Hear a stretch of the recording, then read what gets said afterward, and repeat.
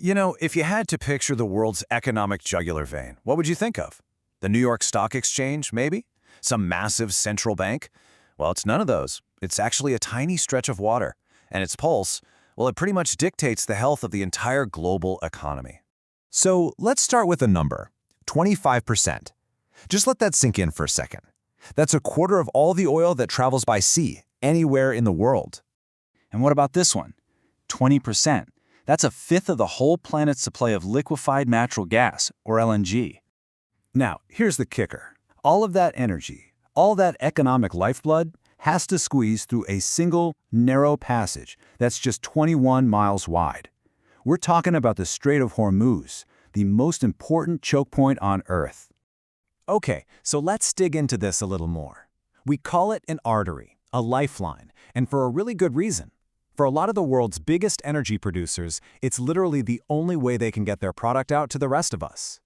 So geographically, it's pretty simple. It's the little channel connecting the Persian Gulf to the open ocean. You've got Iran on one side and Oman and the UAE on the other. But what's so crucial is that for countries like Qatar, Kuwait, and Iraq, it is the only way out to the sea. Period. And what's really fascinating is where all this energy is going. About 80% of it is headed straight for Asia. I mean, just look at these numbers. China and India alone are grabbing over 40% of these shipments. Then you add in Japan and South Korea, who are also totally reliant on it. So this isn't some regional issue, not at all. This is the very artery that fuels the industrial engines of Asia. And, whenever you have a place that is this important, it's bound to become a center of tension. The story of the Strait of Hormuz is really a story of conflict and high-stakes standoffs. This timeline really shows you that what's happening now isn't new. It's just the latest chapter in a really long story. You had the tanker war back in the 80s, direct clashes between the US and Iran, all the way to more recent ship seizures and mysterious attacks. This place has been a geopolitical flashpoint for decades. And all of this leads to this fundamental dilemma. On one hand, you have Iran, who sees control over the strait as a key piece of leverage, a way to fight back against sanctions or deter an attack. But on the other hand, the US and its allies see an open strait as an absolute red line. It's something they consider essential to global stability, and they won't back down. Now you're probably asking the logical question, right? If this route is so risky, why don't they just go around it, build a bypass? Well, people have tried, but it's just not that simple. There are a few big pipelines that do bypass the strait. The Saudis have one that goes to the Red Sea, the UAE has one that goes to a port outside the Gulf. But here's the thing. These were always meant to be backup plans, contingencies for an emergency. They were never, ever designed to replace the strait entirely. And this chart, this just lays it all out. About 20 million barrels of oil move through the Strait of Hormuz every single day. Now, all those bypass pipelines combined, if you cranked them up to their absolute maximum, they might be able to handle 8 million barrels. That leaves a huge, unbridgeable gap. There's just no real alternative.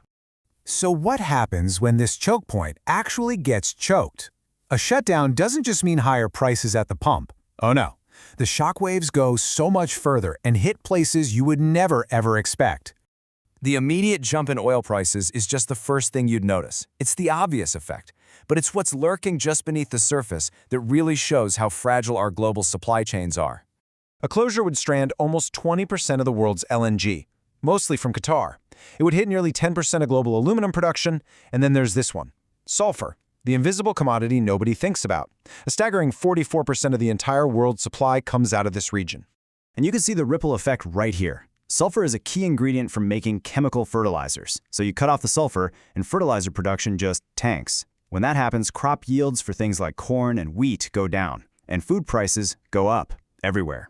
A shipping crisis in the Persian Gulf can directly mean a bigger bill at your local grocery store. But the connections get even more surprising. This isn't just about stuff we grow or dig out of the ground. We're talking about the most advanced technology we use every single day.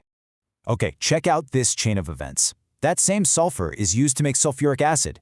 You need that acid to process critical metals for batteries and electronics, and then you need super high purity acid to make semiconductor chips. At the same time, all that LNG from Qatar provides the stable, reliable electricity needed by chip-making giants like TSMC in Taiwan, the company that makes 90% of the world's most advanced chips. So, just like that, a crisis in the strait threatens your smartphone. So with the stakes this incredibly high, you have to wonder, what can anybody actually do when the unthinkable happens and traffic just grinds to a halt? Well, during the crisis in early 2026, we saw exactly how it plays out. Oil prices shot up, getting close to $100 a barrel. The cost to insure a ship for just one trip through the region went through the roof, from 0.25% of its value to over 1%. And the International Energy Agency, they had to release the largest amount of emergency oil from their reserves in history, just to stop the whole market from completely collapsing. This quote from the Al Jazeera Center for Studies just says it all, doesn't it? The Strait of Hormuz is the butterfly flapping its wings, a small, localized event that can trigger a devastating economic storm thousands of miles away. Which really leaves us with this final, unsettling question. Our modern, interconnected world is amazing, right? It's brought so much prosperity, but it's also created these incredibly fragile points of failure. When so much of our global economy depends on safe passage through one single 21-mile channel, can we ever really say our economic future is secure?